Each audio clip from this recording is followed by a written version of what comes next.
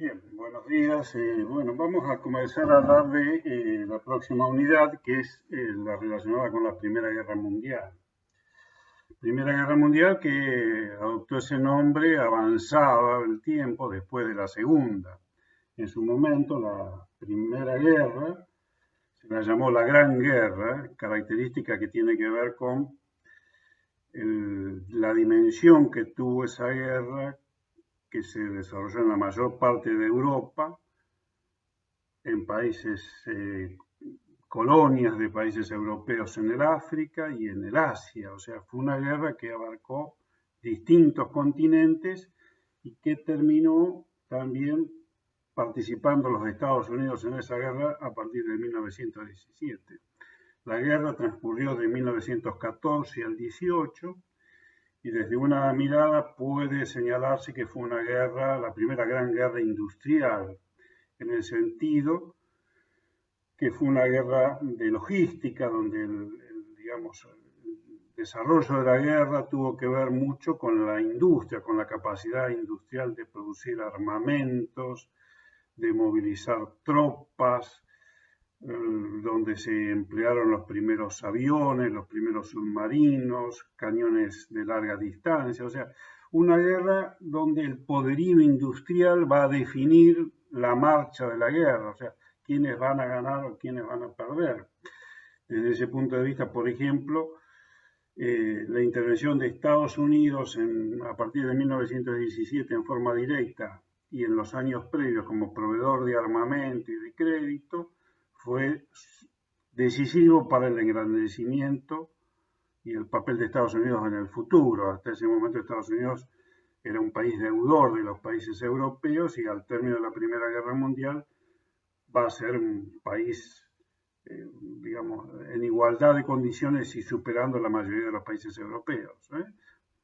Bueno, esta gran guerra, como decíamos, que se produce de 1914 al 18, tiene antecedentes, tiene razones de esa guerra.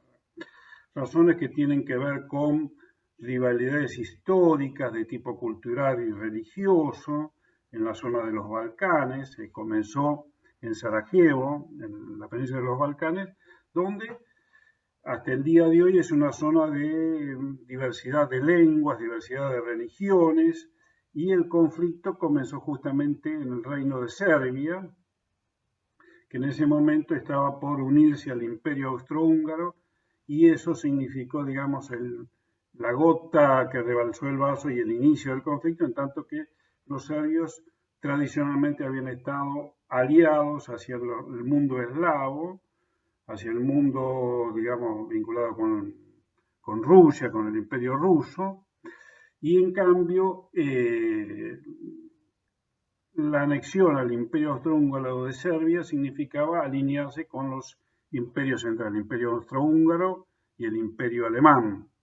Entonces, los años previos al inicio de la guerra, digamos, estaban vinculados con la idea de haber formado una serie de alianzas, la triple alianza que conformaban los imperios centrales, el Imperio Austrohúngaro y el Imperio Alemán, sumado a Italia, y la triple entente que era la suma de Francia, Inglaterra y Rusia y el Imperio Ruso.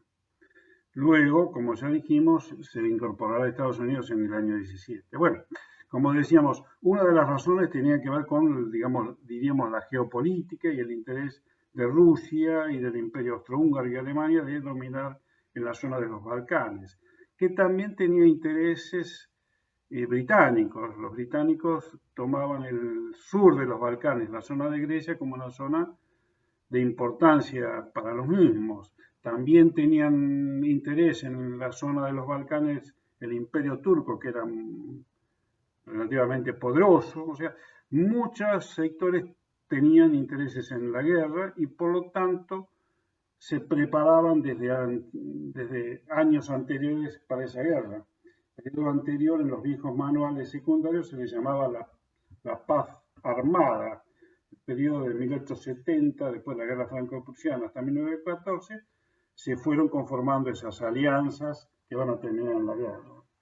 Bueno, la guerra también fue un motivo muy importante fue la rivalidad económica, que es un poco lo que nos puede interesar a nosotros, entre el país liberal que dominaba un poco el comercio mundial y que tenía, digamos, unas finanzas muy importantes, que era Inglaterra, el defensor máximo del liberalismo, y el nacionalismo que impone Alemania, sobre todo en el centro de Europa. Ahí se debate quién dominaba la economía europea y también quién, digamos, Alemania había tenido un desarrollo económico e industrial muy importante y ya sobrepasaba a Inglaterra, pero desde el punto de vista monetario, desde el punto de vista financiero, Inglaterra trataba de seguir imponiendo el liberalismo en Europa. Así que, bueno, ese es otro de los elementos. Y también está vinculado con las rivalidades en las colonias. Bueno, la guerra comenzó en el año 14 y significó un nivel de destrucción mayúsculo.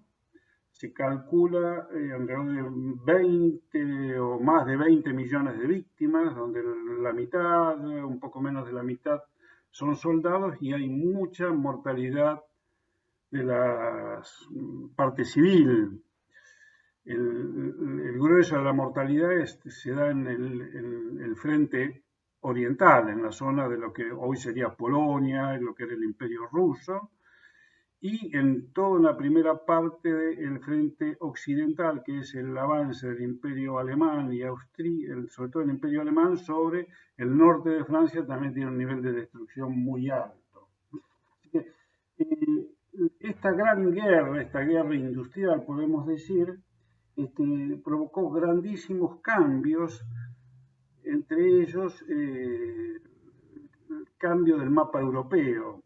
Al término de la guerra se desintegran los imperios, el imperio alemán, el imperio austrohúngaro, el imperio ruso, el imperio otomano, dan lugar a nuevas naciones, se crean una cantidad de naciones, Lituania, Estonia, Lituania, Yugoslavia, Polonia, Austria, Hungría se separan, o sea, se crea una cantidad de estados débiles económicamente que antes eran partes de imperios más importantes. En ese sentido, digamos, Hobsbawm dice, bueno, fueron tan importantes los cambios provocados por la guerra que comenzaría, según Hobsbawm, el siglo XX corto. No habría empezado en 1900, sino al final de la guerra, por la profundidad de cambios que hacen que todo lo que hubiera pasado antes de 1914 tenía más parecido con el siglo XIX que con lo por venir en el siglo XX. Bueno, ¿qué otros cambios importantes hubo? Una de las cuestiones importantes que señalan los sociólogos, Max Weber, el más conocido, casi contemporáneo de los hechos de la guerra, surge después de la Primera Guerra Mundial lo que se llama la sociedad de masas. Los millones de hombres que fueron movilizados, participaron en los frentes de batalla, cuando vuelven a sus respectivos países, reclaman de alguna manera el poder participar en la vida política. Hasta el inicio de la Primera Guerra Mundial, la vida política era una vida política dominada por minorías, con una participación mínima de los sectores populares. Después de la guerra comienzan las sociedades de masas, la masificación de las ciudades, cambia la forma de hacer política y, digamos, no se puede gobernar en contra de los intereses de las mayorías. Ahí tienen ustedes como trabajo práctico un texto de Churchill que un poco señala esa característica del final de la guerra.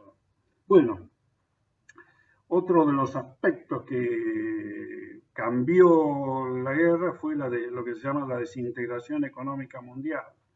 El esfuerzo de guerra fue tan importante que dio lugar a que los países tuvieran políticas proteccionistas de sus economías y a su vez el propio desarrollo de la guerra significó una guerra de abastecimiento, donde los ingleses fundamentalmente intentaron frenar o obstaculizar en la mayor medida la llegada de aprovisionamiento de alimentos o de armamentos, de cualquier tipo de insumos, hacia los imperios centrales, y de la misma manera Alemania, el imperio alemán fundamentalmente, comenzó a hacer una guerra submarina para evitar el abastecimiento de los países enemigos. Entonces, entre ellos, el hundimiento de una cantidad de barcos de miles de toneladas de pertrechos bélicos o de alimentos fue una de las consecuencias de esta Primera Guerra Mundial. Y como dijimos,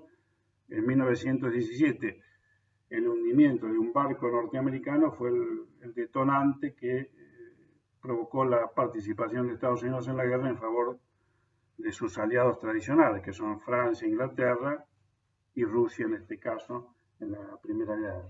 Bueno, ya hablaremos posteriormente de lo que fue la desintegración económica. Otro de los elementos también muy importantes derivados de la guerra fue la primera revolución obrera triunfante. En 1917, en la Unión Soviética, se da la revolución bolchevique, el Partido Socialdemócrata en ese momento, dirigido por Lenin, por Trotsky, por Stalin, como otros dirigentes, que van a tomar el poder y desalojar al emperador ruso, y a partir de ahí va a ser un elemento central, un país central en el diseño de toda la política mundial. Hasta el final de la Unión Soviética en 1991 fue un elemento central para entender el funcionamiento de la economía mundial, la existencia de la Unión Soviética. Muy bien. El nivel de destrucción fue mayúsculo, sobre todo en el este de Europa, y también fue muy grande la destrucción en el norte de Francia, donde se desarrolló el frente occidental. Cuestión que los franceses, por eso lo vamos a tomar en cuenta, cuando termine la guerra van a tratar de conseguir algún resarcimiento por eso y por el resultado de la guerra franco-prusiana, que en su momento creo que se explicó en una unidad anterior.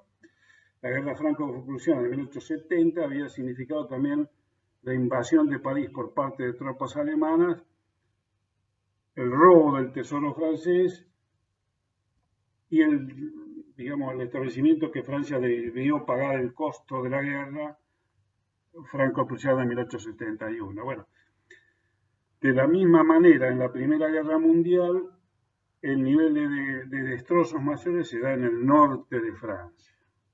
Así que bueno, esos son un poco la situación. En términos generales, la guerra provocó la decadencia de los países europeos y el fortalecimiento de Estados Unidos en el concierto mundial. A partir de ahí, Estados Unidos va a tener una participación muy importante en el diseño de las políticas y en la economía mundial. Así que bueno, vamos a terminar por aquí con esta, explicación de carácter político de lo que fue la Primera Guerra Mundial, y vamos a ver un segundo video donde veremos los aspectos económicos de la guerra.